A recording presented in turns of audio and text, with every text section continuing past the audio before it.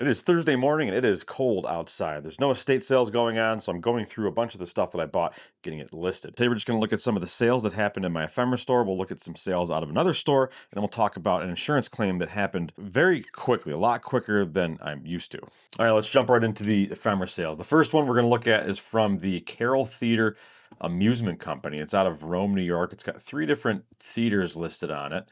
And this piece here sold for $15.99 with free shipping. Next one is another $15.99 free shipping. It is the John Roebling and Sons Company, manufacturers of iron, steel, copper wire, rope, and wire, out of Trenton, New Jersey, from 1925. $15.99 free shipping on that one. There's a few other smalls here that aren't really very interesting. I'm assuming it's just going to somebody that's interested in that area, or it could be a family member or something like that. More repeat buyers, which is great. They're starting to come back. It's been pretty slow. I got one person here that bought 3 sheets of paper from Punxsutawney, Pennsylvania. One of them is from Jesse C. Long. He's an attorney.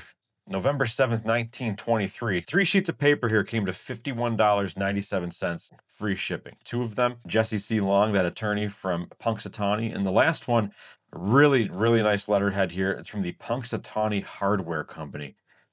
This is just incredible looking. It says hardware, house furnishing goods. What else does it say? Stoves, ranges, miners, supplies, plumbing, and roofing. So this person buys all the Punxsutawney stuff I have, it seems, which is great. He's in Punxsutawney.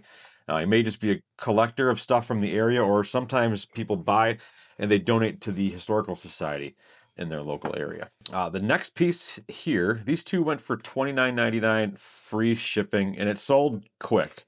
So I may have underpriced them. They're 2 TV guides that I just showed actually in a previous video here from one of the estate sales I went to. These are both from Star Trek, 1967, 1968.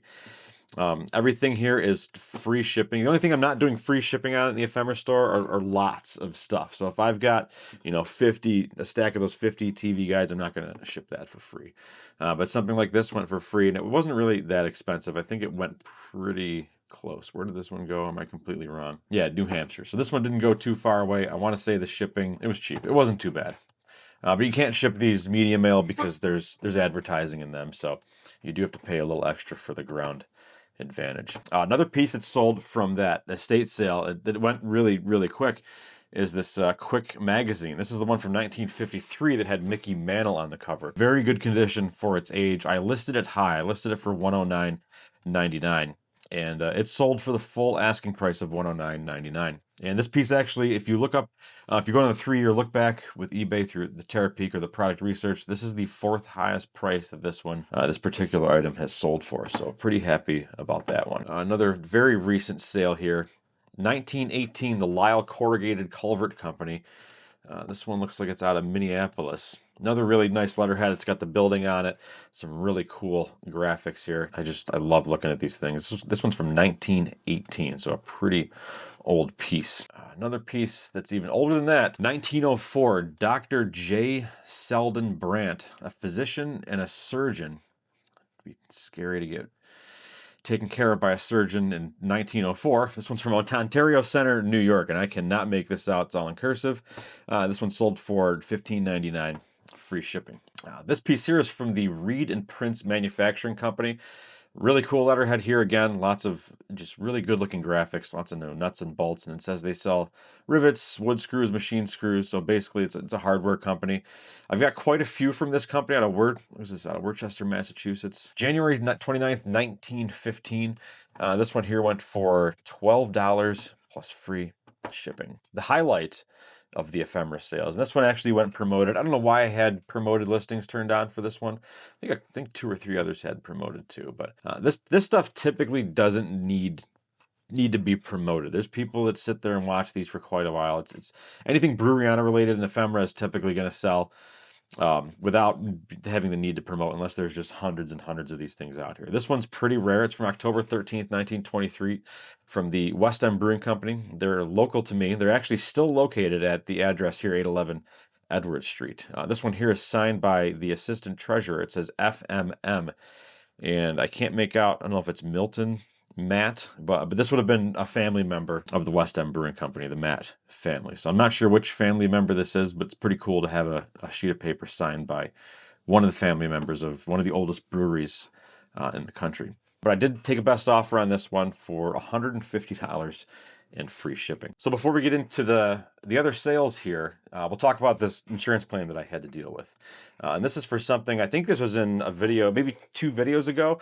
This was that Wonder Mold rooster wall hanging from 1969, that big orange rooster. Really cool piece. It sold for $70, sold on April 20th, was delivered April 21st. I shipped this through UPS, and it was only going about an hour and a half away from me. But somehow in that hour and a half time frame, or an hour and a half distance from me, this was broken in multiple pieces. And I wrapped it in bubble wrap. I put extra layers of cardboard on it. And to reinforce this before putting it into the box, for whatever reason, this thing just, I don't know if they played Frisbee with it or just drove over it or something, but it was bad. So the buyer sent me multiple photos, and I immediately filed a claim through Pirate Ship. So everything that goes UPS goes Pirate Ship. Everything that goes insured, I don't ship it insured through eBay. I ship it through Pirate Ship, whether it be post office or UPS. So emails. I filed on April 21st, and I immediately got a claim number back later that day on April 21st from UPS Capital. And then 2 days later, on April 23rd, they said that it was approved, and I was going to get a check back for the amount I had asked for. And then the check came in on Monday the 27th. So less than 1 week from this person receiving the item, sending me the photos of it being damaged, me filing a claim, check's already in my hand for the damages. I've never had something work out that quick in terms of a claim. If any of you have ever dealt with claims with the post office, sometimes it can be a real headache. If they lose the package in like the post office, it's not the end of the world. It takes a little bit of time, but you typically get your check back. But for UPS, this is one of the quickest claims I've ever dealt with that worked out in my favor. So very happy about that. All right, let's take a look at some what solds in another store here. So this store here, I think in this store we looked at the Apollo mugs last that went for $115 each, which is great. I sold a vise out of that store. It was a Craftsman bench vise, small one, 3.5-inch jaws. That one came out of an estate sale where the all the Adirondack, the backpack, the trapper's pack, the snowshoes, the lanterns, all that stuff. This came out of that place. And I paid $10 for this. It ended up going for $40 plus shipping. Next thing that sold is an Apple MacBook Pro, a 15-inch mid-2015 Retina. And this was my own personal laptop back in 2015, 16, 17, 18. This was an incredible computer when it came out. I forgot how much it was new, but it went through a lot. And it's still a pretty good computer. You can't update them anymore unless you put Open Core Legacy Patcher on them, then you can run the latest OS. But it was starting to lag and slow down a little bit, so it was time for an upgrade. I listed this at, I think, $170 and it sat, or no, I think I listed this at $199.99. And I want to say the first day I got an offer of $170 and I declined it like an idiot. And it sat there for a while after that. And I got lowball offers left and right.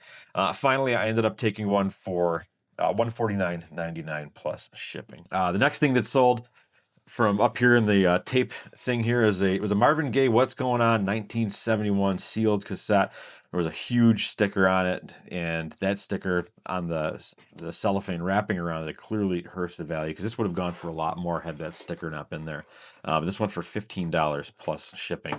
Estate sale where I got all the what's it called from? All the TV guides, a whole bunch of stuff. I picked up this 1970s Mr. Peabody glass, and I typically don't buy things like this.